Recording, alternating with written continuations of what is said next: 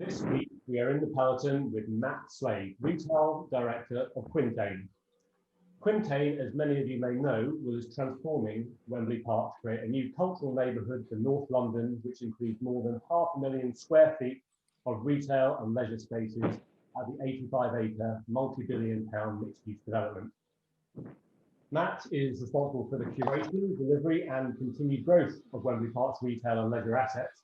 And some of you will also know Wembley Park as sponsor of Club Peloton's Cycle to Mapic. At the front line of what's happening with retail during 2020, Matt will talk about the challenges Quintain has faced with Wembley Park, how they're being managed and what retail looks like in a post-pandemic and post-restrictions world. So without further ado, it's over to David Taylor and Toby Fox of Velocity magazine. Hello, everybody, and thanks very much for tuning in. Just a little bit on protocol. We're going to chat in a moment to Matt, and he's going to talk to some slides that he's prepared, and then we're going to have our legendary quickfire round indicated by the legendary horn. And Toby's going to be fielding some questions. If you have any, you know where to pop them, and we'll do our best to address those as we go. So, a year ago, Matt, you were coming back from the ride down to Mapic, and since then, it's all changed a bit, it's fair to say. You're in charge of retail at Wembley, which is a £3 billion regeneration scheme around, obviously, the stadium.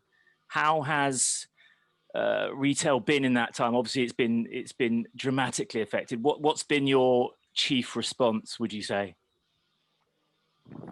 It's just been, I mean, responding quickly has been the name of the game. I think just, we've never seen so much change so quickly. So it's very much about working with the tenants and getting really close to them and understanding the strains and struggles that they're under and being responsible as a landlord and invested in the place to support them and, be ready to come out of this fighting. I mean, presumably you now think this is a sort of temporary blip and that we'll be edging back to normality in the mid period of next year. Is that the general approach now? And if not, has that changed from, say, a month ago when vaccines weren't on the horizon?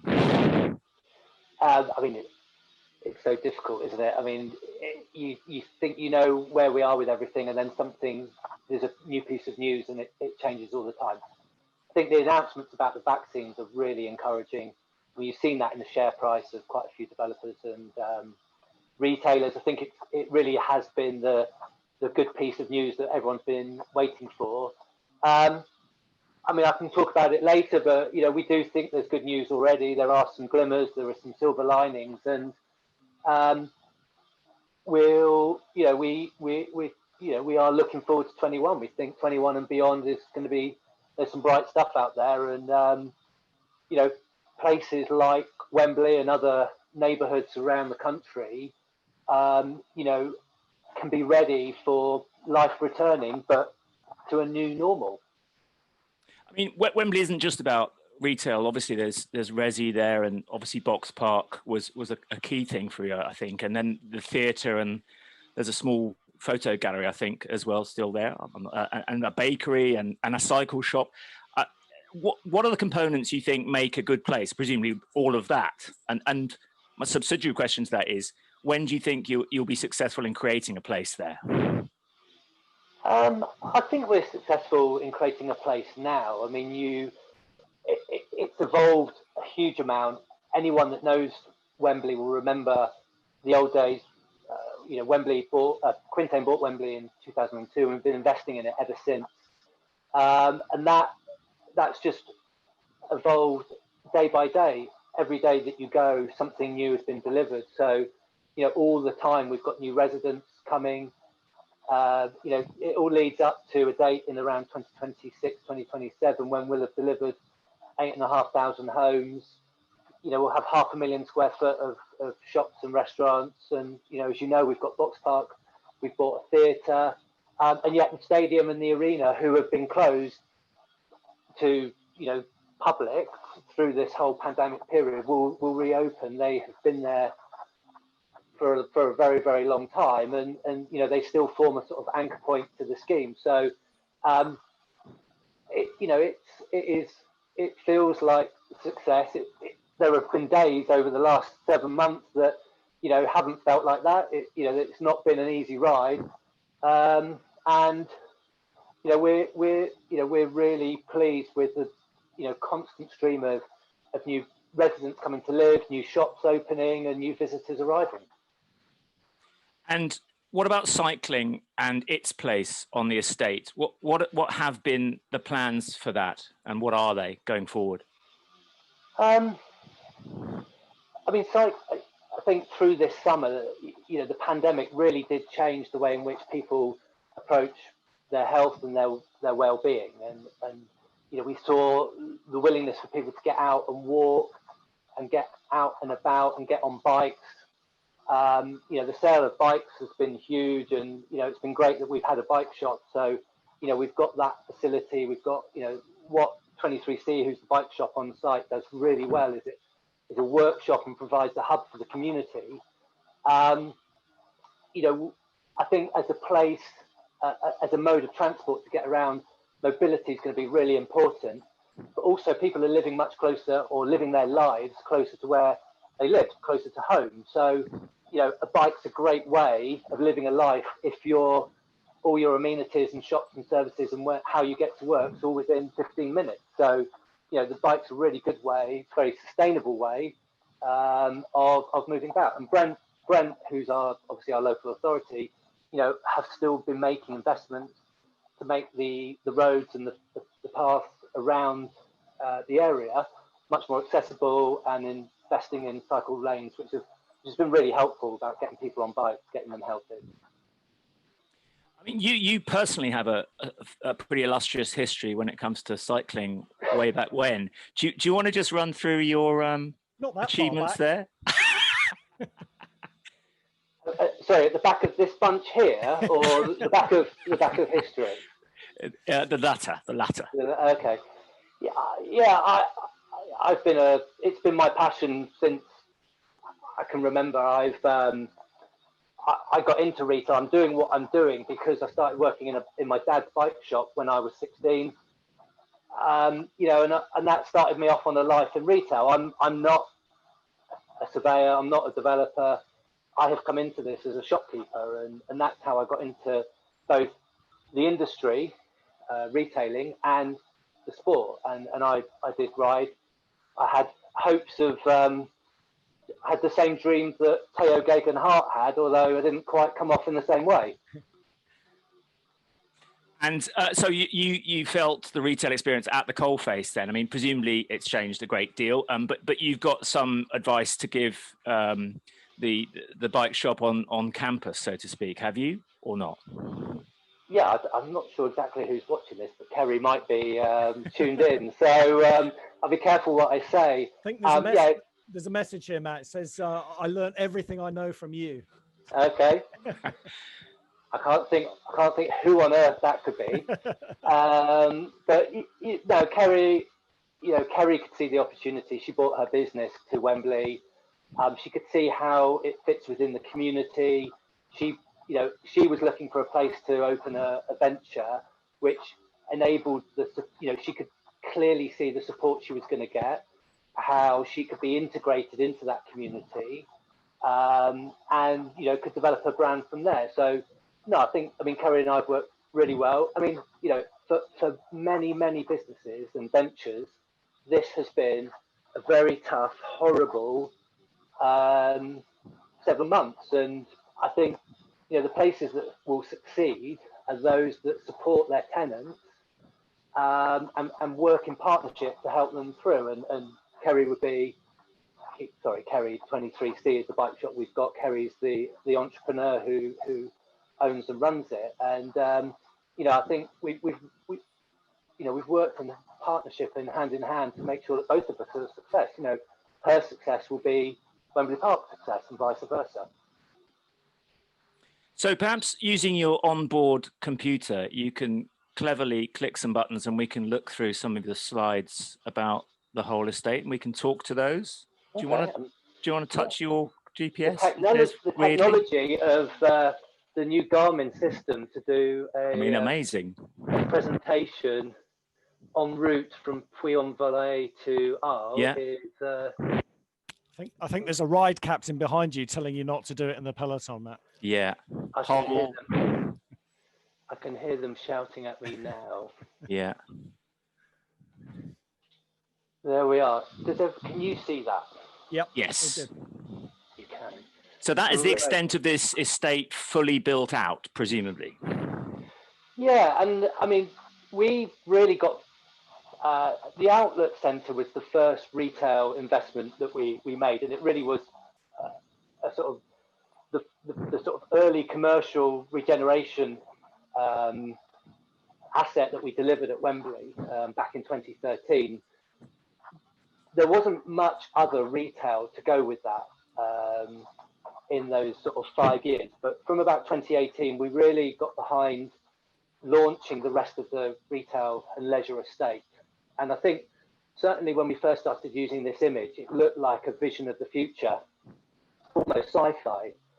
And yet, in no time at all, it now looks pretty much like that. Everything that you see there, with the exception of the sort of far northeast corner as it goes off towards the Welsh Harp Reservoir, is looking very, very close to that. We're really proud of what we've delivered. The assets, the residential apartments, the offices, the retail spaces are as good as anything that we envisaged in a CGI like this. So yeah, we could flip this to a photo. It wouldn't be far off this at all. And is Watford playing in that game in Wembley there? You look really, really closely, David. You can. Yeah. It reflections of the semi-final from 2019 against Man City. As the sixth goal goes in, you can see the tears rolling down the edge of the stadium from the. Right. Okay. Let's move on, shall we, to save your tears again. But I think you know, a point I would make about retailing in a pandemic is that, you know, as we touched on earlier, I've been in this industry an awful long time, both on the retail side and the landlord side. And, you know, through the global financial crisis, I also looked after the shopping centre at Westfield during the Olympics in 2012. And this really has been the hardest, most unusual year that you could ever imagine. And the thought that when we came back from the Writer Mapic last year, we would be talking about what retail would look like in the midst of a pandemic seemed just absurd. So, yeah, it's really been very odd. And, you know, I mean, what I'll go through now, and I've got a handful of slides just to share, and they're really just my observations on, you know, what retailing is like, what we've been through, but more importantly, what we think we're going to look like when we come out of it. So it's a bit one-dimensional from our perspective, but I think the observations are relevant, really. So as you move on, Matt, we've got a question in from Chris Atkins of Symmetris, who's watching, who asks if it's, despite all the doom and gloom, the difficulties that you've gone through, have things improved at Wembley since Tottenham Hotspur moved out?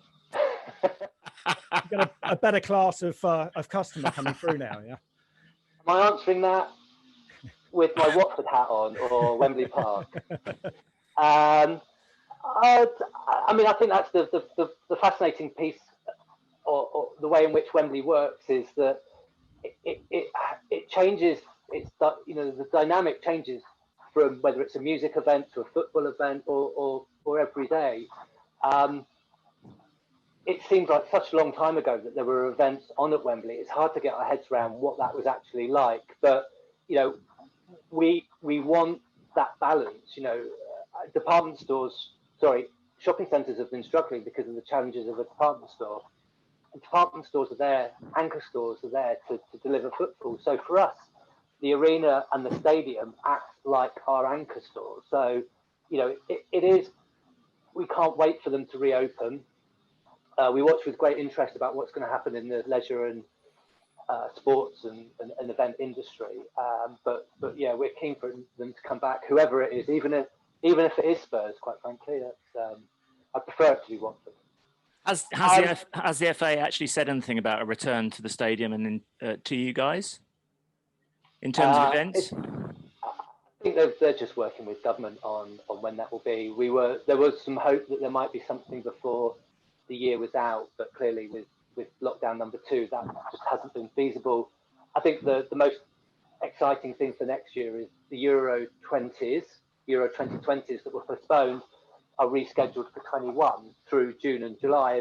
And I think, everyone's just working on, making sure that event can happen in some form or capacity. So, we'll work closely with them and make sure that we're ready to make it a really good experience when people come back to the stadium. So, but I think welcoming back is really key to what we've done.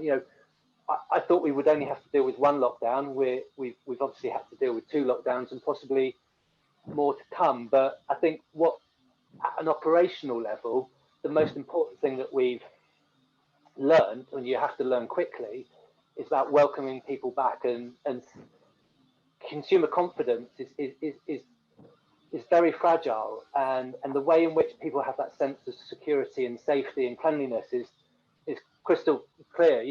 If you don't get it right, people won't come, and the team at the London Designer Outlet and on the estate at Wembley did a great job, and we saw people queuing to get back. And I think once we reopen, we'll see those queues again of people, wanting to come back and shop and eat and do all the things they were doing before. The government support's been great, and I think what we've learned through having an outlet shopping centre is that the way in which they're managed and the lease models have been really good at helping us through this. The fact that you have a small base rent and then a turnover top-up rent on top means that we've not been caught in quite the same place as some of our other competitors or peers, because the rent takes account of the ups and downs of performance through these lockdowns, through footfall coming back. So they're a much better way of supporting the tenants and working in partnership. And we've taken that outlet model now, and we've been doing it since 2018, but we've made that outlet model work across the whole of retail, not just outlet. And I think that will be to our benefit, because the tenants will be supported and their rents will be reflective of how well they perform. What is the outlet model, just briefly? So it's stuff that brands are selling that was last year's model, so to speak, or how does it work? It could be, it could be last season's stock. It could be excess manufacturing capacity that is used to make just for outlets. So, for instance, you could get a pair of Levi jeans that are slightly different specification. It makes them just one leg more affordable. Yeah, exactly. Yeah. But there are many different ways retailers use it. But because of the lockdown and the amount of time, I mean, most retailers lost the whole of that spring-summer season. So that's an awful lot of stock, and we've really benefited from that, because we've done a number of really good deals. We've brought in some really exciting brands like Tommy Hilfiger and Calvin Klein, and brought them to Wembley when they perhaps might not have come before, but they've seen the opportunity, they like what we're doing, and they've got excess stock and outlets there for that reason. And I think it's resilient, both against online, which is obviously a very big trend change that we've seen, or continuation of that trend, and it's I can't lost my point there, but yeah, outlet's been very resilient, very good in periods of austerity, and I think that really helps us. So what are we looking at? What are we looking at here? So retail, we need to be ready for the new normal, and I think one of the things that our biggest observations is that we have the opportunity and the ability to curate the places in which people live and work, and the retail spaces.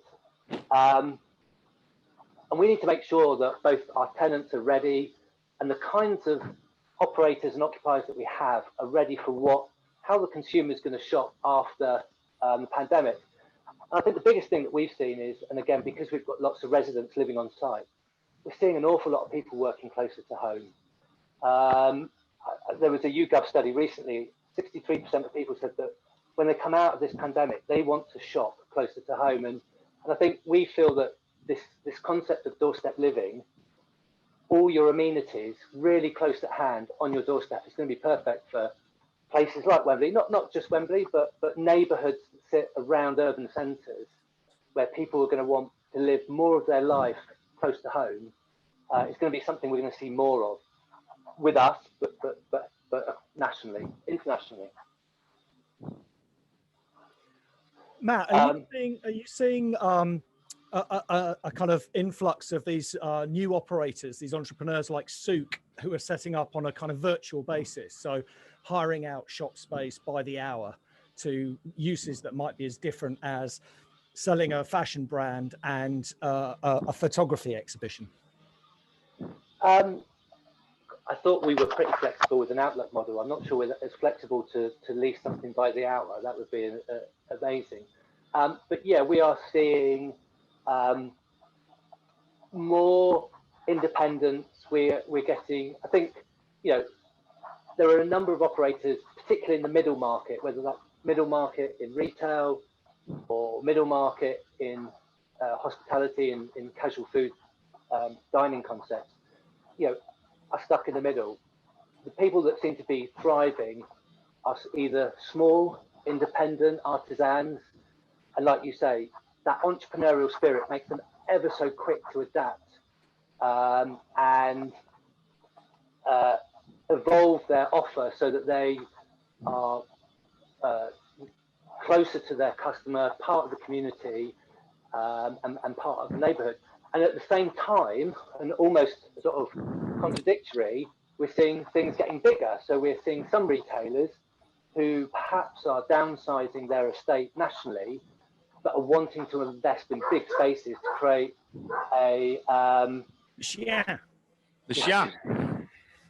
Where is he on the road behind us? Is he chasing us? Yeah, he's just coming up there. Yeah.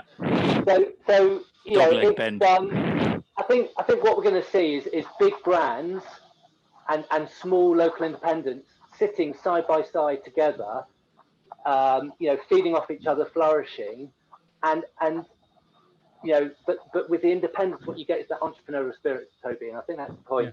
Yeah. Is that's where they can react and flex and adapt to this new normal so much quicker. Right, I'm going to skip on a few slides. I think we've talked. This is the point I was going to make related to that new normal. This doorstep living is all about evolving a community and a neighbourhood, and we've been really focused on that, making things local and part of the amenity. And clearly, I should really stop and labour the point that we've even through this torrid, challenging time, we've still managed to deliver a new pub at Wembley Park, which has been one of my biggest objectives, and that's been a great success. And the point earlier was about supporting small businesses as well. And I think whilst we're on the bike, the other bit that's particularly relevant, and we've talked about 23C as well, is the change in trends. And the bit that is just fascinating, and trend watchers are out there, and they've monitoring these trends, and they're looking at changes that happen over 5, 6, 7 years. I mean, we're seeing stuff changing in months, and I think that one of the biggest changes we're seeing is this the move or the progression of health and wellness as a lifestyle, as a category, has gone from niche to mainstream in such a small period of time. I mean, a business now that's worth $4.5 trillion around the world, and it has opportunities and reach into the way in which you live, your leisure use, your retail uses, your eating, eating better, doing yoga. I don't know when you last bought a suit or a shirt or a tie, but the sportswear sector is, we can see the sales growing day by day, and I think this COVID-19 pandemic will change that forever. That's been fascinating for us to watch. and because we are at Wembley, we do have that benefit of great outdoor space, and I think we can really watch this, people using these spaces. We've got a park being delivered next year. We've got an arboretum of trees, and you combine that with the bike shop and mobility. It's a great place. I think it's probably time to us to switch over to our quickfire round, David. That's what I was thinking, Toby. Squeeze it in. Okay. Just one question before we do. I was talking about this morning with Penny Moss, the planning consultant, and Simon Child has just messaged in to ask about the new E-Class planning uses. Matt, is that going to assist you in curating this commercial estate going forward, the flexibility that'll introduce? Yeah, I mean, we've seen lots of changes, some that we could see in the future and they kind of come up on us a bit quicker, and some we didn't see, and I don't think we saw that one coming really. Yeah, I mean, I think that's been very helpful. I can see in some places, in some town centres, the inability to curate that, and for individual landlords to make their own choices, not connected to others, might create some problems. But I think for us, where we've got a view over the whole piece, I think it's very helpful. Yeah, you can avoid that kind of pepper potting problem. Okay, good time to go on to quickfire. Louder, louder. What is your favourite ever ride and why that you've been on? This isn't just because it's you two, but my favourite ever ride was, I had the lovely joy of being able to cycle with Velocity magazine and you guys in Italy when we stayed in Bormio. The ride up the Passo di Gavia was,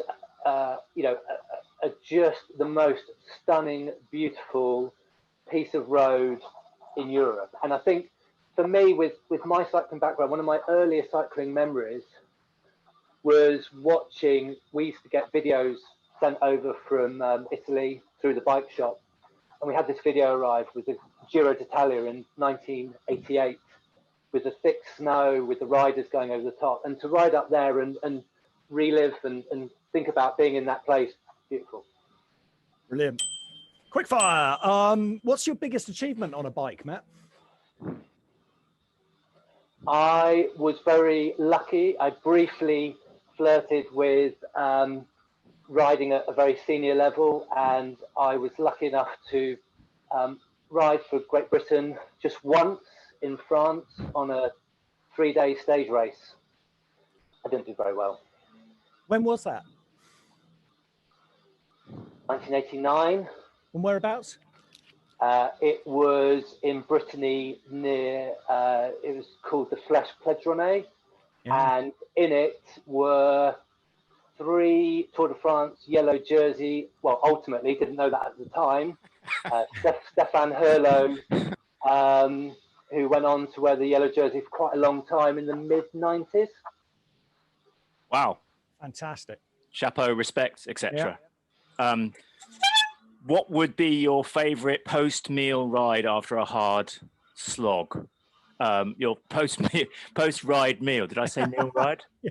That's weird. Your post-ride meal after a hard slog. What would it be? And what would be the beverage accompanying it?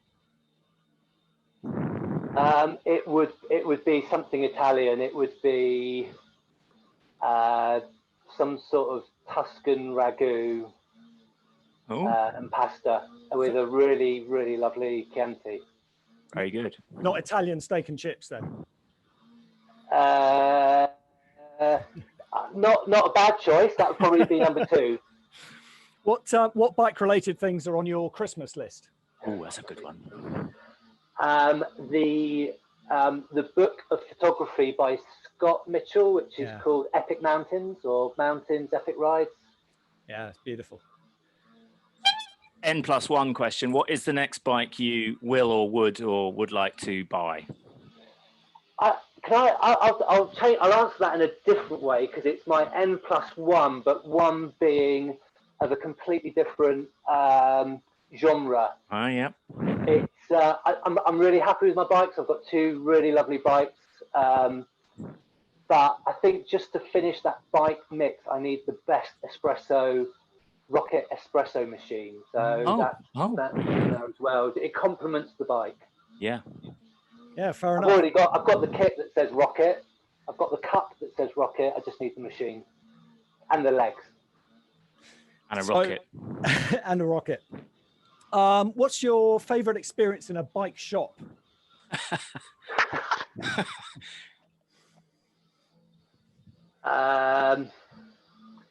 When I was a kid at my dad's bike shop, we used to have some pros drop in from time to time, just small UK based on the UK circuit at that time. That was, when I think as a kid, you kind of always that sort of glamour of a professional cyclist. When you see really good cyclists close up, when they're really fit, they just look different. Yeah, well, they did when I was that age. That sounds a bit weird, actually. Now I've said that. This is probably the last one, isn't it, Toby? I think so. Yeah. Yeah. Okay. What's the most embarrassing thing that's ever happened to you on a bike? We don't need to talk about me going past you on Stelvio, Matt. David going past me on Stelvio was even more embarrassing, quite frankly. Oh, well, thank you very much. Oh my God, what a weird question.